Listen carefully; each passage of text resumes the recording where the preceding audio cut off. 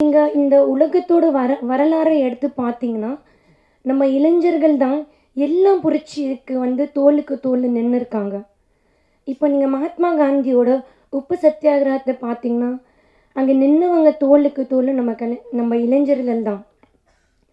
And நீங்கள் இந்தியாவோட சுதந்திரம் நீங்கள் பார்த்தீங்கன்னா, அது வாங்கி கொடுத்ததே வந்து இளைஞர்கள் தான். விண்வெளி கனவை வந்து கம்ப்ளீட் பண்ணதே வந்து நம்ம இளைஞர்கள் தான். ஆனால் இன்றைக்கி அவங்களோட போர்க்களமே வந்து வேறு. அவங்க ஆயுதம் வந்து துப்பாக்கியும் வாள் மட்டும் இல்லை. அவங்க ஆயுதம் வந்து ஒரு போஸ்ட்டு, ஒரு ட்வீட்டு, ஒரு ரீல்ஸ் தான்.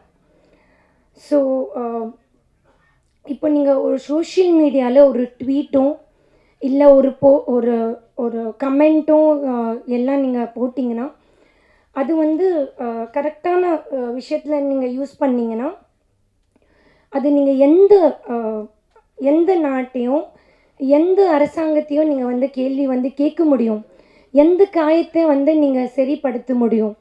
எந்த ஒரு ரொம்ப இஷ்யூஸை வந்து நீங்கள் வந்து பேச முடியும்.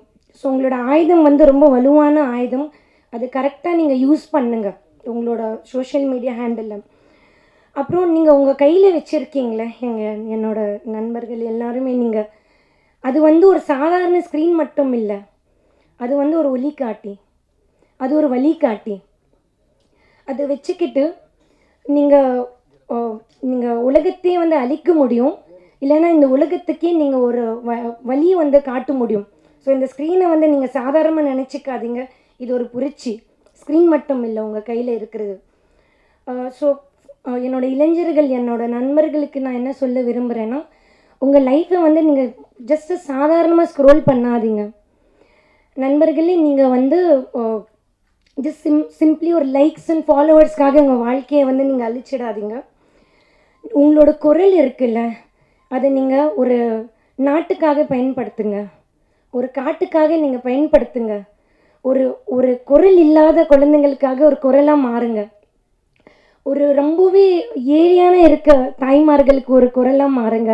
கொஞ்சம் கொஞ்சமாக அழிஞ்சிட்டு இருக்கிற நதிகளுக்கு அது வந்து நீங்கள் யூஸ்ஃபுல்லாக இருங்க.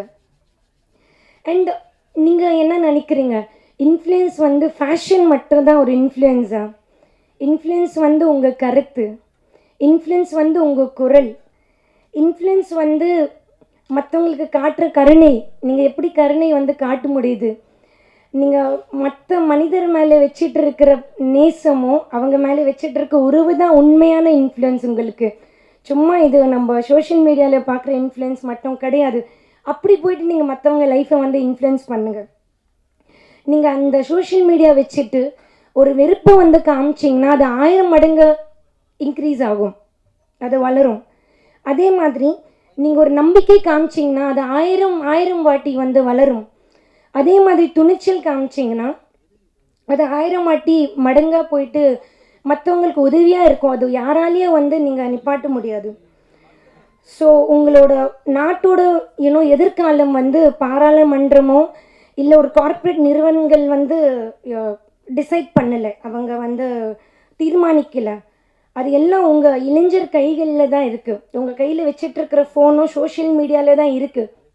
ஸோ யாருமே இங்கே வந்து நாட்டோட ஃபேட்டை வந்து டிசைட் பண்ண முடியாது. ஸோ நாளை வந்து நம்ம எல்லாருமே ஒரு உலகம் வந்து திரும்பி பார்க்கும்போது எப்படி பார்க்க போகிறாங்கன்னா, தமிழ்நாடுல இருக்க இளைஞர்கள் ரொம்பவே கஷ்டப்பட்டு போராடி இந்தியாவோட தலையெழுத்தே வந்து மாற்றிருக்காங்க. அப்படி தான் இந்த சோஷியல் மீடியாவை நீங்கள் யூஸ் பண்ணுங்கள். ஸோ ஒரு நல்ல குரலை வந்து சோஷியல் மீடியாவில் நல்ல குரலாக வந்து மாற்றுங்க சோஷியல் மீடியாவில். அண்ட் நீங்கள் வந்து ஒரு நல்ல உதாரணமாக இருங்க. உங்கள் கமெண்ட்ஸை வந்து கரெக்டாக நீங்கள் யூஸ் பண்ணுங்கள். ஸோ நீங்கள் வந்து இப்போ இருக்கிற இளைஞர்களுக்கு வந்து வழி மட்டும் நீங்கள் காமிக்கல, வர ஜென்ரேஷன்ஸ்க்கும் நீங்கள் வழி காட்டியாக இருப்பீங்கன்னு நான் நம்புகிறேன். ஸோ இந்த படத்தோட காஸ்ட் அண்ட் க்ரூக்கு என்னோட மனமார்ந்த வாழ்த்துக்கள். இந்த படம் பெருசாக வெற்றி படட்டும். Thank you John sir for giving me this opportunity.